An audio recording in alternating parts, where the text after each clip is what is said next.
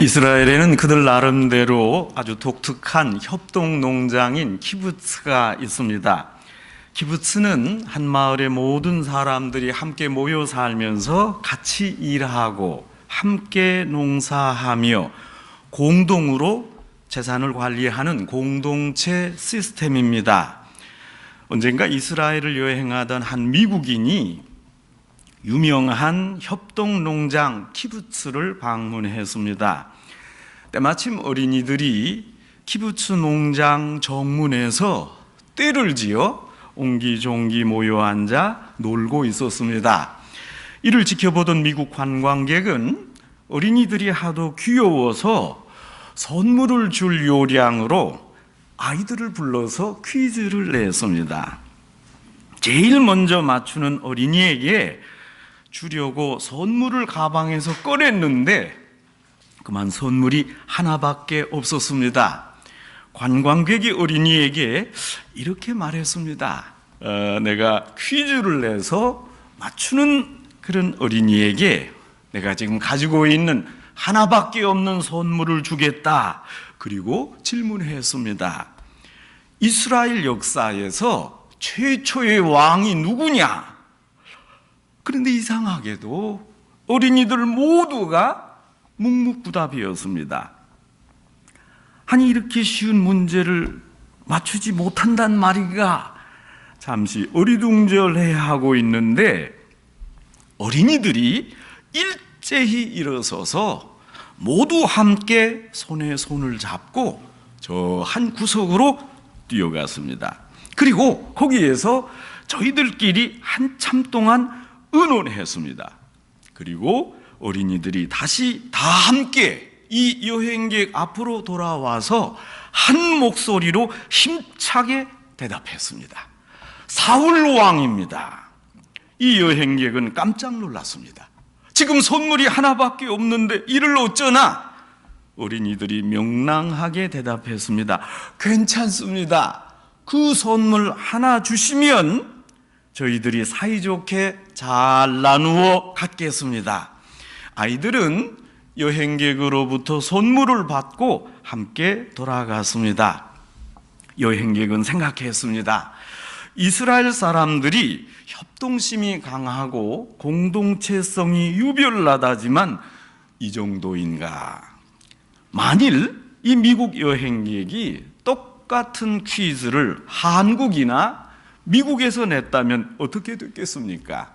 100이면 100, 제일 똑똑하고 약삭 빠른 한 어린이가 맨 처음에 손을 들 것이요, 그리고 답도 냉큼 맞추었을 겁니다. 그리고 제일 앞으로 쏜살같이 달려가서 그 선물을 날름 받아가지고 얼른 뛰어서 집으로 갔을 겁니다. 누구나 제일 앞서야 하고, 이토록 극심한 경쟁 사회에서 우수한 사람으로 판명되는 현대사회 통념으로 볼 때, 여러분, 지금 이 키부츠 어린이들의 이야기는 코미디 아닙니까? 우리는 너무 이기적이고 자기중심적입니다. 나만 잘 살면 될 것이지 누구를 염려한다는 겁니까? 남을 생각할 여유가 없습니다. 이웃을 생각하는 마음이 적습니다. 여러분, 특별히 우리 한국 민족은 개인 한 명 한 명은 뛰어난데 협동심이 부족합니다. 그래서 모두가 개인 플레이를 하지 팀워크를 잘 못합니다. 그리고 이제 계약된, 그렇게 준비된 법을 잘 지키지 못합니다. 그러니까 얌체가 많습니다. 그래서 협력을 강조하는 이스라엘 사람에게 우리가 많이 배워야 하겠습니다. 이렇게 서로 돕고 구제하는 내용, 그것이 바로 오늘 성경 본문입니다. 사도 바울은 디아스포라 유대인이었습니다. 혈통은 유대인이었지만 바울이 성장한 배경은 헬라 문화였습니다. 그래서 바울은 이중 문화에 익숙했고 또 두 문화에 충실했습니다. 바울은 자신의 혈통뿌리인 예루살렘 교회를 무척 사랑했습니다. 자신이 비록 예루살렘 교회와 직접적인 관련이 없고 또 예수님의 직제자들이 활동하는 예루살렘이라 조금 꺼려지는 부분이 있었지만 예루살렘 교회를 모태 교회로 섬기며 정성을 다해 섬겼습니다. 특별히 지금 가뭄이 있어서 어려움을 겪고 있는 예루살렘 교회, 어려운 성도들을 바울이 힘을 다하여 도와주고자 한 것입니다. 여러분, 예루살렘은 해발 800m인 높은 위치에 있습니다. 그러니 농사할 수 있는 지역이 아닙니다. 엎친 데 덮친 격으로 지금 당시 예루살렘에 몇 년간 가뭄이 들었습니다. 경제적인 면에서 또 사회적인 면에서 어려운 지경에 있었습니다. 사막 지역에 비가 안 오니까 더욱 어려웠습니다. 가뭄을 당해 어려움을 겪고 있던 예루살렘 교회 성도들을 돕기 위해서 사도 바울은 우선 자신이 개척하고 선교한 교회들에게 구제금 연보를 강조하고 재촉했습니다. 예루살렘 교회를 도웁시다. 어려움에 처한 교회를 도웁시다. 영적인 모교회, 예루살렘 교회를 통해서 영적인 유산, 기독교를 전수받았지 않습니까? 지금 예루살렘 교회가 어려울 때 이방에 세워진 교회는 물질적으로 마땅히 도와야 할 의무가 있다고 생각했습니다. 지금 예루살렘 교회로부터 신앙을 전수받았습니다. 피전도 교회들이 이제 받은 신앙에 감사해서 은혜를 갚아야 했습니다. 신앙을 받은 교회가 어려울 때 약간의 물질을 돕고자 했습니다. 그래서 바울은 자신이 개척한 교회마다 모교회를 도와야 된다 이렇게 강조하고 촉구했습니다. 여러분, 오늘 성경에서 바울은 예루살렘을 교회를 위한 연보를 주장하고 있습니다. 여러분, 성경에 연보가 있고 헌금이 있습니다. 사실 연보라는 말은 어떤 의미로 헌금과 동일한 용어입니다. 다만 헌금이 하나님 은혜에 감사해서 하나님께 바치는 물질인 반면에 연보는 구제나 선교 사업에 바치는 물질이다 할 수 있습니다. 그래서 어떤 학자는 헌금은 그 주 목적지가 하나님이요, 연보는 이웃 사람이다 이렇게도 말했습니다. 헌금이 수직적으로 하나님을 향한 것이라면 연보는 수평적으로 이웃에게 직접 전해지는 물질입니다. 그런데 재미있는 것은 성경을 통해 이 연보의 의미가 다양하게 사용되었습니다. 여러분, 우리말로는 연보 이렇게 하나로 했지만 헬라어 원어는 여기에 몇몇 다른 단어를 사용하고 있습니다. 우선 고린도 후서 9장 11절에 나오는 연보, 하플로테스는 진실, 성실 그런 의미입니다. 우리가 어려운 이웃을 돕지만 드리는 연보는 수령하는 사람을 의식한 것이 아니라 하나님을 향한 우리의 진실이요 성실이며 신앙의 표현이었습니다. 어려운 사람을 구제합니다. 그러나 내가 하나님을 바라보고 이 사람을 돕는다 하는 것입니다.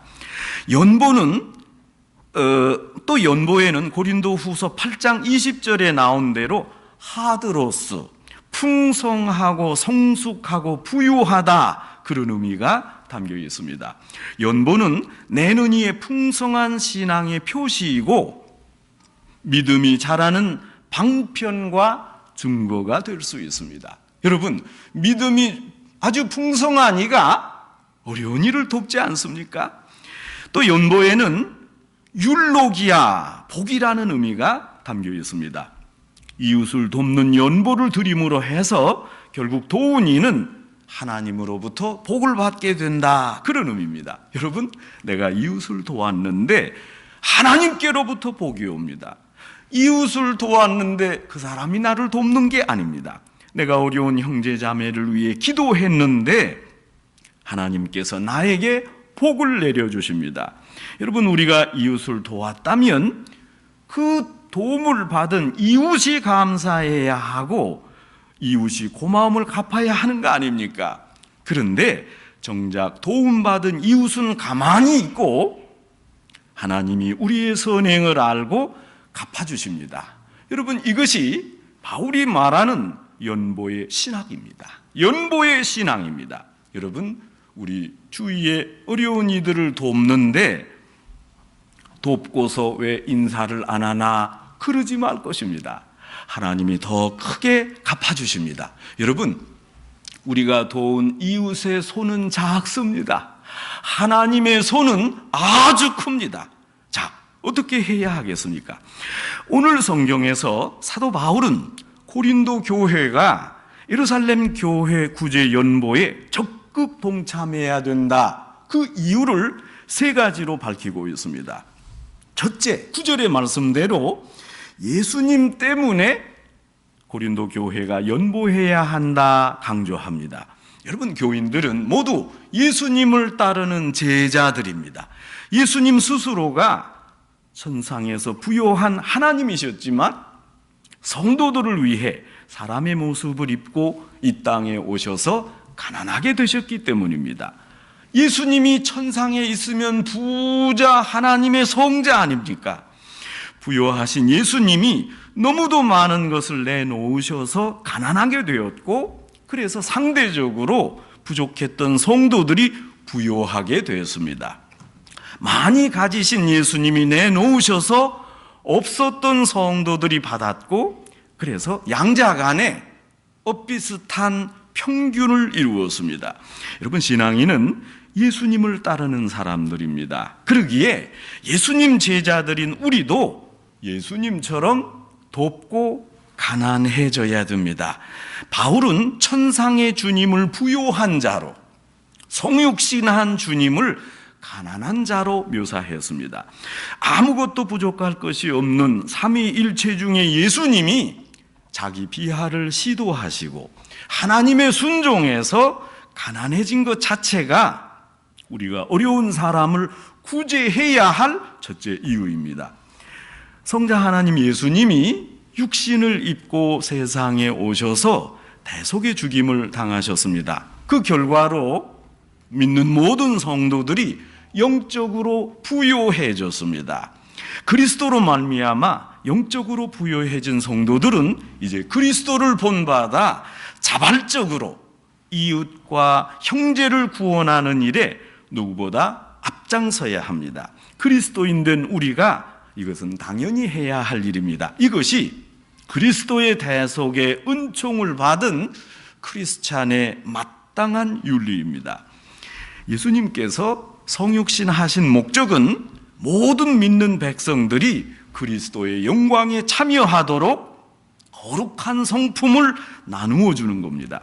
그러면 이제 나머지 사람들이 그리스도의 거룩한 성품을 소유합니다. 그러므로 비교적 잘 살고 있던 고린도 교회 성도들이 빈곤에 시달리고 있는, 지금 더욱이 가뭄을 맞아 어려움에 처한 예루살렘 형제들을 위해서 구제 연보에 적극 참여하라고 바울이 강조했습니다.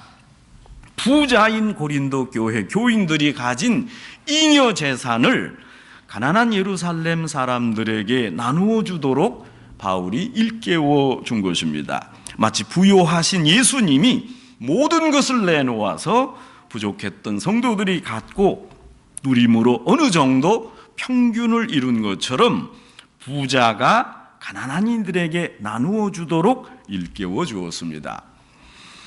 고린도 교회 교인들이 예루살렘 교회에 연보해야 했던 두 번째 이유는 고린도 교회가 가장 먼저 헌금을 시작했기 때문입니다. 고린도 교회는 연보를 이미 1년 전쯤부터 작정하고 모금을 시작했습니다. 가장 먼저 우리가 예루살렘 교회를 도웁시다 했습니다. 그런데 그만 모금 진행이 지지부진했습니다. 반면에 고린도 교회보다 열악했던 마게도냐 교회, 빌립보 교회, 데살로니가 교회, 베레아 교회가 예루살렘 교회를 돕는 연보 모금을 이미 마쳤습니다. 여러분, 당시 마게도냐 지방에 있던 교회들도 상당한 핍박에 시달리고 믿는다는 이유로 로마로부터 어려움을 당할 때 착취가 있었지만 오히려 어렵고 힘든 중에 정성껏 헌금을 모았습니다. 여러분, 이제 우리가 구제 헌금 또 선교 헌금을 해보면 부자 교회, 가난한 교회 아무 상관이 없습니다. 오히려 가난한 교회가 더 정성을 다하고 시를 확정해서 아주 정성스레 헌금하는 것을 보게 됩니다.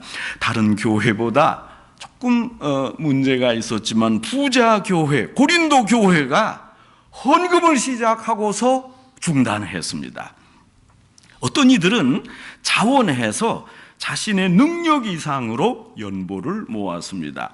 이렇게 풍성하게 모아진 연보는 하나님 은혜에 대한 감사의 표현이었습니다. 여러분, 앞서 말씀드린 대로 연보는 이웃을 돕지만 그 구체적인 대상은 하나님입니다. 사랑을 실천하라 할 때 그 행함은 이웃에게 헌신하는 것 이상입니다. 여러분, 이웃 구제를 강조할 때 자칫 공로주의에 빠지기 쉽습니다. 여러분, 내가 이웃을 도왔다, 이만큼 도왔다, 고린도 교인으로 예루살렘 교회를 도왔다, 또 어려운 데살로니가 교회도 도왔다, 이것이 자꾸 하나둘 쌓여져서 공로가 되고 이력서에 한 줄 올라가게 되지 않습니까? 그러나 구제는 공로주의가 아닙니다. 이것은 공로가 아니라 하나님을 생각하기에, 하나님이 내게 주신 은혜에 감사해서 이웃을 생각하고 돕는 것입니다. 그러므로 하나님께 사랑받은 자로서 하나님의 사랑을 갚는 마음가짐으로 이웃을 돕는 겁니다. 구제할 때 넘치는 풍요 가운데 남을 돕는 게 아닙니다. 여러분, 누가 돈을 쌓아놓고 남을 돕습니까? 그 어려운 시절 우리가 자녀들을 다 교육시키고 저희가 그렇게 교육받았지 않습니까? 어느 집에서 적금해 놓고 공부시켰습니까? 여러분, 통장에 여윳돈이 풍성한 중에 이웃을 돕지 않습니다. 어려운 가운데 있으나 십시일반으로 조금씩 남을 돕게 될 때 막상 받게 되는 사람에게는 이 작은 정성이 큰 도움이 됩니다. 여러 사람이 조금씩 도왔지만 받는 사람이 한 몫에 받으면 요긴하게 사용할 수 있습니다. 다른 작은 교회들도 모으기에 열심을 다했지만 지금 이 고린도 교회가 모금 실적이 미진했습니다. 사실 그동안 고린도 교회 내에 여러 가지 내적인 문제가 산적했기에 그 일들을 처리하는데 우선 몰두했습니다. 그러나 고린도 교회 문제들이 해결된 지금 이 시점에 다시 구제연보 모금에 적극 참여하라, 그것이 마땅하다, 이렇게 바울이 생각했습니다. 그래서 11절에서 다시 연보의 필요성을 깨닫고 연보를 실시하라 하면서 교인들의 결단을 촉구합니다. 경제적으로 다른 교회보다 조금 앞섰을 뿐만 아니라 고린도 교회는 다른 교회에 비해서 다양한 은사를 받은 이들이 많았습니다. 훌륭한 교인이 있었습니다. 그러나 자랑이 많던 고린도 교회가 일정 기한이 지나고도 구체적으로 이렇다 할 열매를 맺지 못했습니다. 구제도 또 은사를 통한 교회 성장도 이루지 못했습니다. 그래서 지금 바울이 연보하는 구체적인 자세를 권면하고 있습니다. 여러분, 구제하고 선교하는데 교회가 성장합니까? 성장합니다. 어떤 분은 그렇습니다. 아니, 자원이 한정됐는데 이 구제금과 선교 헌금을 교회 내적으로 써야지 되느냐?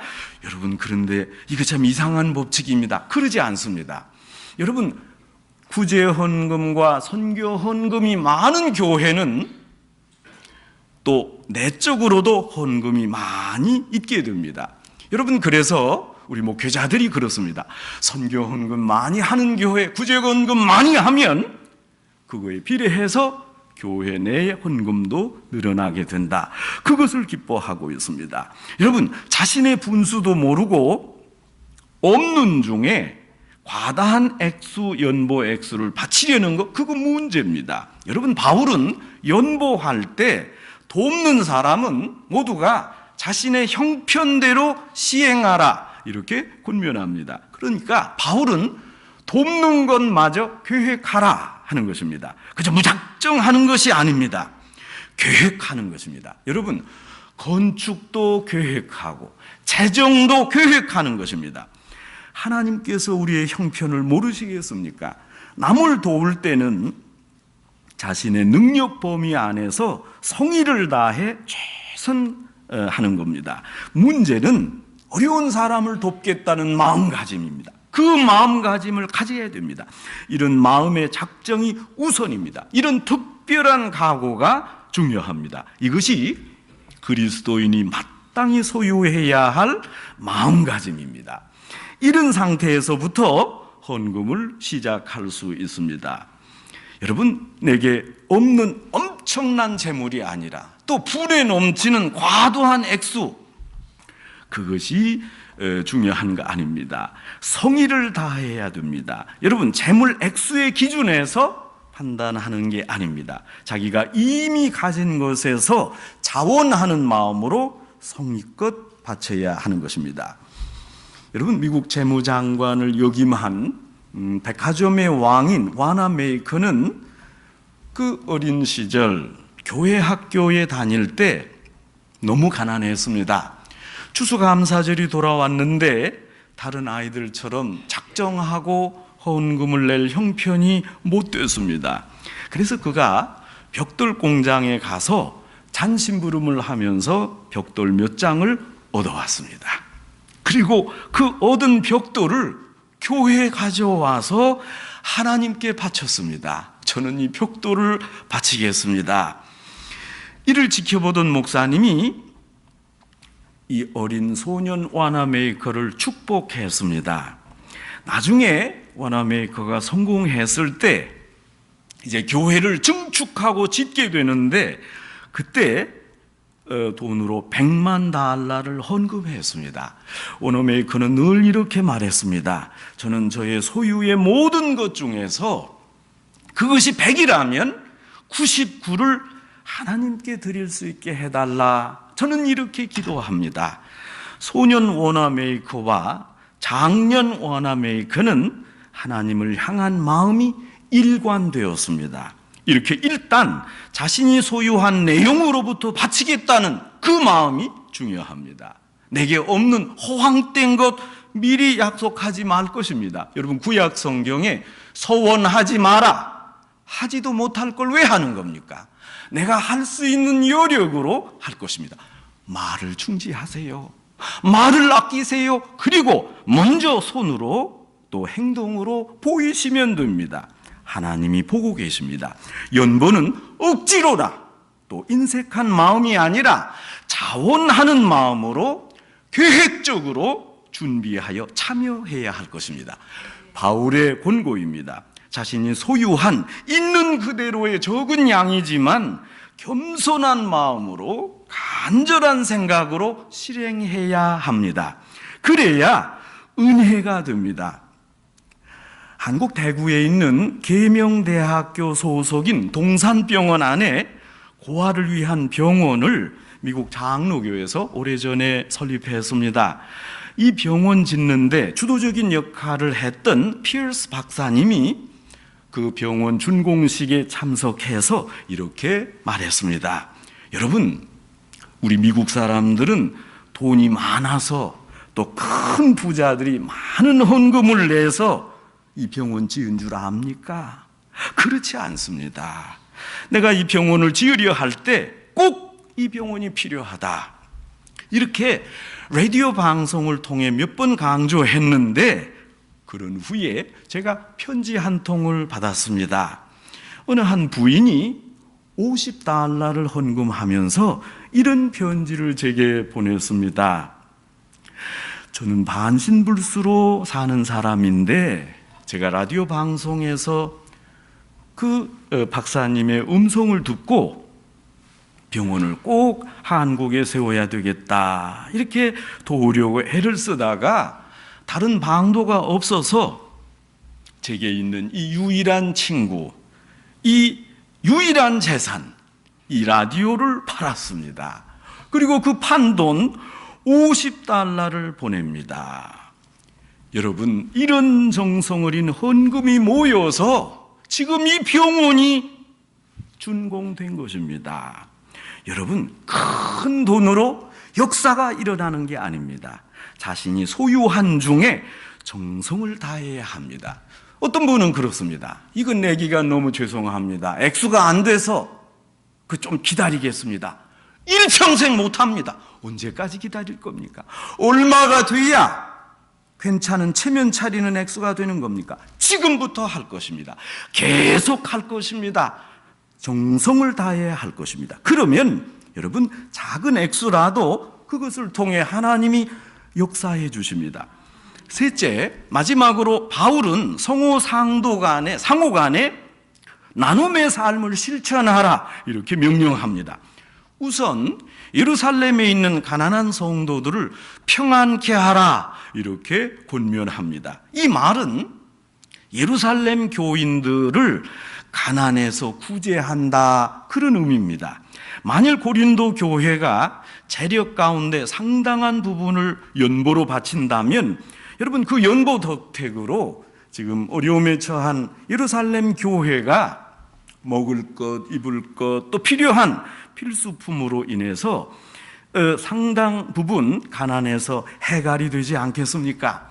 가진 자가 가지지 못한 자를 도와줌으로 모두가 평등하게 살게 해야 한다. 이것이 바울의 주장입니다. 어려운 사람을 도와야 하는 이유가 무엇입니까? 바울은 여기에서 가난한 사람과 부요한 사람을 평균케 하기 위한 것이다 그렇게 말합니다. 잘 사는 사람들의 남는 것으로 조금 어려운 사람의 부족함을 채워줄 수 있다. 이것이 바울의 신앙입니다. 여러분, 조금 여유가 있으십니까? 그렇다면 그 남는 여유로 어려운 처지에 있는 사람을 도와야 됩니다. 여러분이 헌금한 그 물질이 가난하고 어려운 사람의 모자란 부분을 메꾸게 될 것입니다. 저는 늘 말씀드리기를 그 소스가 교회면 좋습니다. 여러분, 개인으로 하면 내 이름이 나가게 되고 또 받는 사람이 알게 되고 이것이 적절치 않습니다. 교회 이름으로 내면 우리 교회가 도운 것이어서 내가 드러나는 일을 조금 누그러뜨릴 수 있습니다. 특별히 바울은 이런 공평함과 평균됨을 설명하기 위해서 출애굽기 16장 18절에 만나 사건을 인용합니다. 바울은 이런 평균 법칙을 만나 원리에서 찾고 있습니다. 만나는 출애굽한 이스라엘 백성에게 하늘에서 내리는 하늘의 양식이었습니다. 그러나 여러분, 만나를 거두는 방식은 누구에게나 공평했습니다. 어떤 사람이든 관계없이 한 사람 앞에 한 호멜만 거두어야 했습니다. 욕심의 눈이 어두워서 많이 거두어들인 자나 또 반면에 적게 거두어들이는 자나 그것을 가지고 장막에 돌아와 보면 이상하게도 누구나 한 호멜씩 통일했습니다. 만나 자체가 이적이지만 모든 사람이 조금 다르게 가져온 것을 장막에서 열어볼 때 똑같이 동일하게 한 호멜로 분배됐다는 건 더욱 놀라운 이적이었습니다. 하나님께서 이스라엘 공동체로 하여금 물질 생활을 평균케 한 기적이었습니다. 소위 말하는 하나님의 경제학입니다. 그러므로 성도 상호 간에 상부상조하는 공동체 이미지를 만들어야 마땅합니다. 평균케 하시는 하나님의 놀라운 사랑이 여기에 담겨 있기 때문입니다. 성도 여러분, 사랑으로 평균을 이루어야 합니다. 나는 여유가 없습니다. 여러분, 그거 이전에 사랑을 생각하시면 됩니다. 나는 재정적으로 많은 여유가 없습니다. 부자가 아닙니다. 그것이 아니라니까요. 먼저 사랑하는 마음을 가져야 합니다. 여러분, 이것도 문제입니다. 나는 가난하니까 나를 주시오, 계속 주시오, 나는 드릴 수준이 아닙니다. 그것도 문제입니다. 여러분, 지금 액수를 말하는 것도 아니요, 재산의 규모를 말하는 것도 아니요, 사랑하는 마음을 가지라 한 것입니다.